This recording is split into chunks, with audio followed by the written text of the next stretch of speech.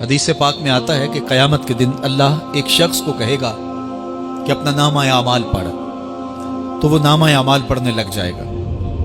तो नामा आमाल के अंदर छोटे गुनाह भी होंगे, बड़े गुनाह भी होंगे। तो अल्लाह से हया करते हुए, शर्म करते हुए वो बड़े बड़े गुनाहों को छोड़ता जाएगा और छोटे छोटे गुनाहों को पढ़ता रहेगा। जब वो सारे गुनाह पढ़ चुकेगा और किताब ख़त्म होगी तो अल्लाह ताला उससे फरमाएगा, मेरे बंदे, तूने ये जितने गुनाह पढ़े हैं मैंने सबको बदल के नेकियों में तब्दील कर दिया।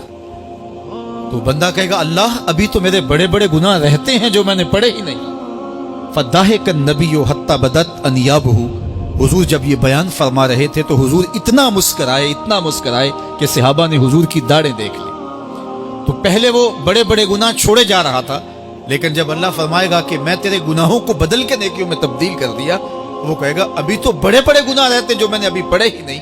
तो जब कोई बंदा उसके हुजूर तौबा करता है, अल्लाह ये नहीं देखता इसने गुनाह कितने किए हैं, ये देखता है बंदा आया मेरी चौखट पे है, तो अल्लाह उसके पिछले सारे गुनाह माफ फरमा देता है। अल्लाह अकबर।